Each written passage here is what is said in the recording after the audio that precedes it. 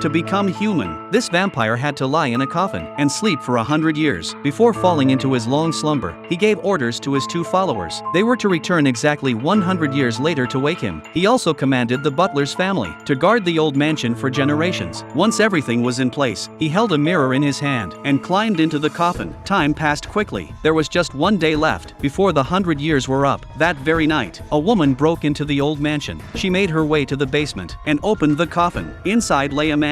Suddenly, his eyes opened. As his hand rose from the coffin, the woman was frozen in fear. Unbeknownst to her, many things had happened while he slept. The butler's son had gone missing 5 years earlier, but the woman knew nothing about the man in the coffin. That woman was the butler's granddaughter. Her name was Shi Yuan. Just a day before, a lawyer had contacted her and told her that her father had been missing for 5 full years, long enough to be declared legally dead. According to the client's will, Shi Yuan was entitled to inherit the estate, which included the old mansion. Holding the mansion's key, Shi Yuan decided to check the place out. The moment she arrived, she discovered the coffin. Curious, she opened it without hesitation. She never expected to find a man lying inside. That man was named Zheng Tai, a 1,000-year-old vampire. Centuries ago, he had fallen in love with a human woman. But when vampire hunters found him, she gave her life to save his. Before dying, she made him promise, in her next life, if he ever met someone who truly moved his heart, that person would be her. Zheng Tai wanted nothing more than to become human and love her again, to keep her memory alive. He drank her blood. One day, he encountered a cat demon who told him that if he lay in a coffin and slept for 100 years, he would awaken as a human. So Zheng Tai decided to try. Before closing the coffin, he held a mirror in his hand because vampires can't see their own reflection, and he wanted to see his face if he became human. But unexpectedly,